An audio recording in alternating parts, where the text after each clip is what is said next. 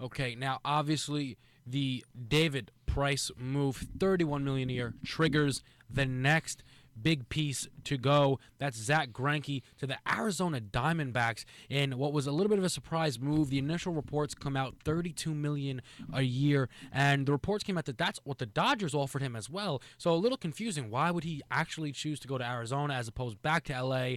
Well, then it is released $34.5 million a year for Zack Greinke to be an Arizona Diamondback. I can't imagine any scenario where anyone turns that type of money down, and he makes the move to go to Arizona. How legit's the Diamondbacks? I texted you right away. I said the Diamondbacks are going to do some big things this year. No, they always had the hitting last year. They were amongst the best in baseball in runs scored. They just had no pitching to go with it. This gives him the guy. Zack Greinke was a beast last year. I'm pretty sure he didn't let up more than two or three runs all season in one game. So that's the kind of guy you're gonna get. And they obviously like what they're getting if they're willing to give $34 million a year. Yeah, I mean, obviously, they think that this is their guy, and I think it was a phenomenal move made by the Diamondbacks. You look at that lineup.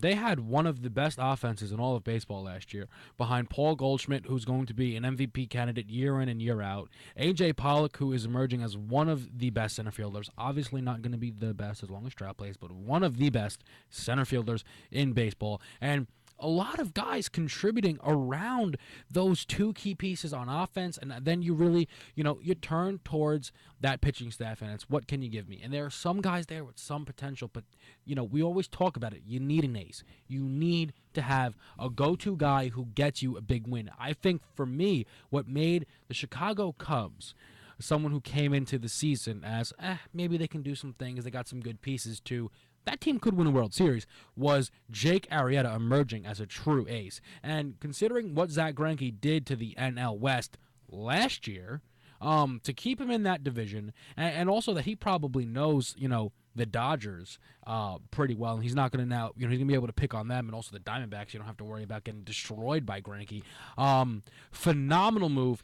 You know what? Did they pay a lot of money? Yes. But considering what Price got, it's probably the appropriate amount.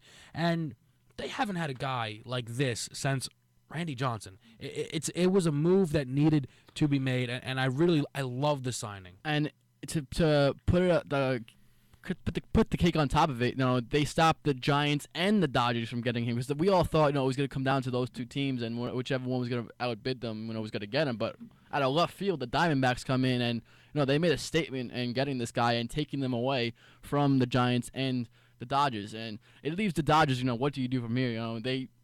Their whole rotation last year was Greinke, Kershaw, and now they only have Kershaw. And I know they had another signing today, but still, he's not nearly what a Greinke is. And another interesting thing that made me question was, there was always reports that Greinke doesn't like the spotlight. He doesn't really like the fame and being out, in the TV spotlight. And he was always just behind Kershaw, and he loved it. The spotlight wasn't on him; it was always on Kershaw. And now he goes to Arizona.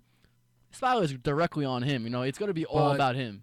It's still Arizona. That's right. I think that's kind of what Yeah. He went from a small market to being second fiddle, and it's worked for him. Arizona is still small market, 34.5 a year. It's not going to be that small, but it's still small market. Yeah, you're right about that. But there are two things though that immediately jump out to me after this signing.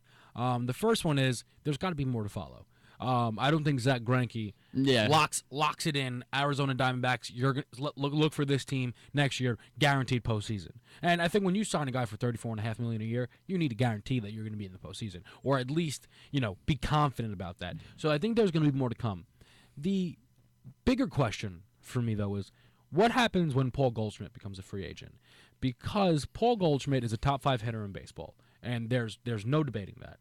And this has been his team.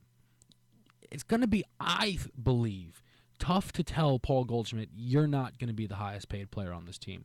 Now, maybe they start, maybe they make a big run this year, and they get themselves into the postseason and things like that. Maybe takes, a little bit of a contract hit, says, all right, look, I'm not going to take 35 a year. But then, what happens when A.J. Pollock's a free agent? I think that this move, short-term, Great move. They've got their guy, maybe in one more pitcher, and we're going to really start to talk about the Diamondbacks as a lot more than postseason contenders. But long term, there will probably be some turmoil when it comes to figuring out Goldschmidt and Pollock's contracts. And it comes down to you're going to end up paying a 38, 39-year-old $30 million a season, and when you get to those times, it's going to be tough to watch a guy go out there and you're paying him all that money. You can't really take him out of the rotation because he's making so much money.